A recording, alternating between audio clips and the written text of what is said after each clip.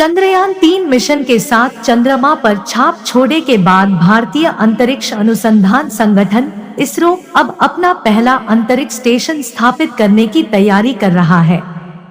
भारतीय अंतरिक्ष एजेंसी पहले से ही अपने मंगल और शुक्र मिशन पर काम कर रही है। इसरो प्रमुख एस सोमनाथ ने अंतरिक्ष स्टेशन के लिए इसरो की इस बड़ी योजना का खुलासा किया है।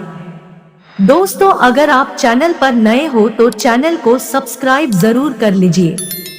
CGTN कोडो दिए एक इंटरव्यू में इसरो अध्यक्ष ने कहा कि भारतीय अंतरिक्ष एजेंसी अंतरिक्ष स्टेशन के प्रक्षेपण और लंबे समय के लिए मानव अंतरिक्ष उड़ान जैसे मिशनों के लिए विभिन्न संभावनाएं तलाश रही है।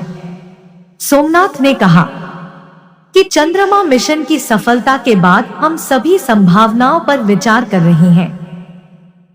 उन्होंने कहा कि हम देख रहे हैं कि अंतरिक्ष स्टेशन भारतीय अंतरिक्ष अर्थव्यवस्था के लिए कैसे फायदेमंद बन सकता है।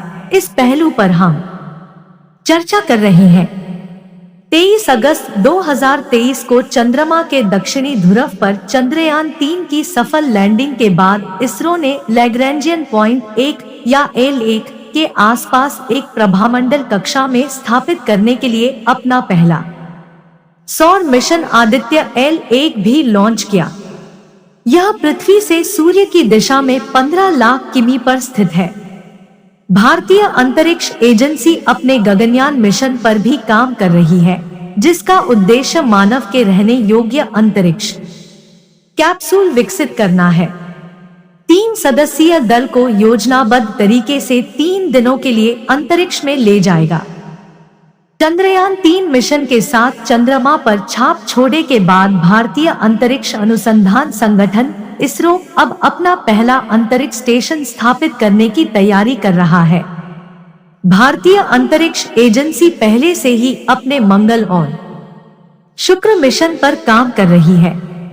इसरो प्रमुख एस सोमनाथ ने अंतरिक्ष स्टेशन के लिए इसरो की इस बड़ी योजना का खुलासा किया है।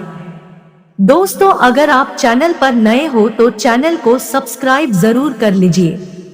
CGTN कोडो दिए एक इंटरव्यू में इसरो अध्यक्ष ने कहा कि भारतीय अंतरिक्ष एजेंसी अंतरिक्ष स्टेशन के प्रक्षेपण और लंबे समय के लिए मानव अंतरिक्ष उड़ान जैसे मिशनों के लिए विभिन्न संभावनाएं तलाश रही है।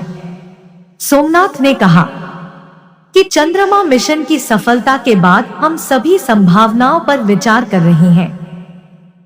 उन्होंने कहा कि हम देख रहे हैं कि अंतरिक्ष स्टेशन भारतीय अंतरिक्ष अर्थव्यवस्था के लिए कैसे फायदेमंद बन सकता है। इस पहलू पर हम चर्चा कर रहे हैं। 23 अगस्त 2023 को चंद्रमा के दक्षिणी ध्रुव पर चंद्रयान-3 की सफल लैंडिंग के बाद इसरो ने लैग्रेंजियन पॉइंट 1 या L1 के आसपास एक प्रभामंडल कक्षा में स्थापित करने के लिए अपना पहला सौर मिशन आदित्य L1 भी लॉन्च किया। यह पृथ्वी से सूर्य की दिशा में 15 लाख किमी पर स्थित है। भारतीय अंतरिक्ष एजेंसी अपने गगनयान मिशन पर भी काम कर रही है, जिसका उद्देश्य मानव के रहने योग्य अंतरिक्ष कैप्सूल विकसित करना है। 3 सदस्यीय दल को योजनाबद्ध तरीके से 3 दिनों के लिए अंतरिक्ष में ले जाएगा।